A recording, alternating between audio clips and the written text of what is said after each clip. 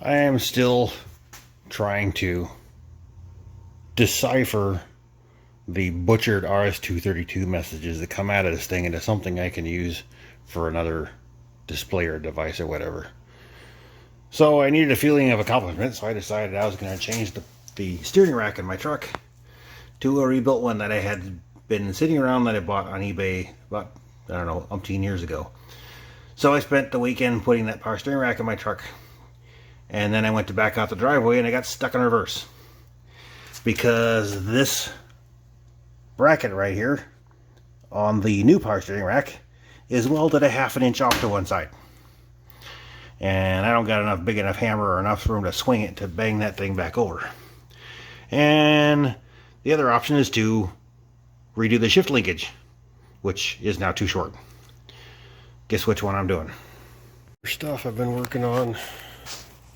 Brand new shocks got put in with all the new rubber put in and everything like that. I've got a new power steering rack.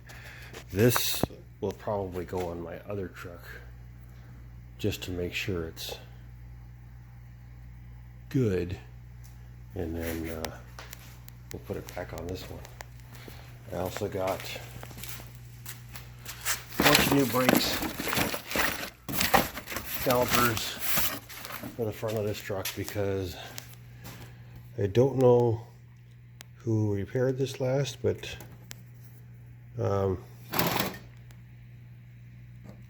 no.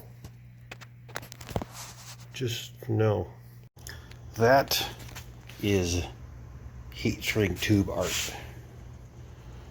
So I'm trying to put the steering boots on this rebuilt steering rack for my hot rod truck, and there's only one boot. You can't get two boots, and apparently this one had a different boot on this side and can't get that one anymore.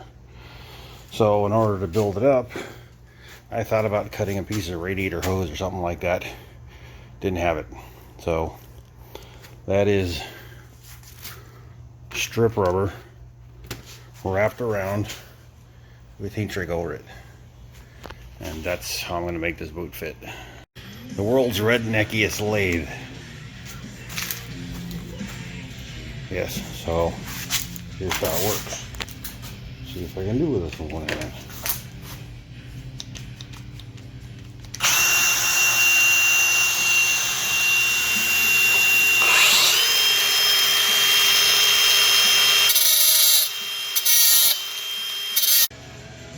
So that is what I did on my cranky lathe, and it's all so I can fix this thing. I have to make a new one of these that's a ½ inch longer. So this is getting there. I do need it to be a ½ inch longer. That might be a little bit too long. The idea behind that little divot in the middle is that I can heat that up with a torch and pull or push this thing to the length I need. I figure that in my case it's easier to do that than trying to put a piece of threaded rod in the middle and then have something else that can break.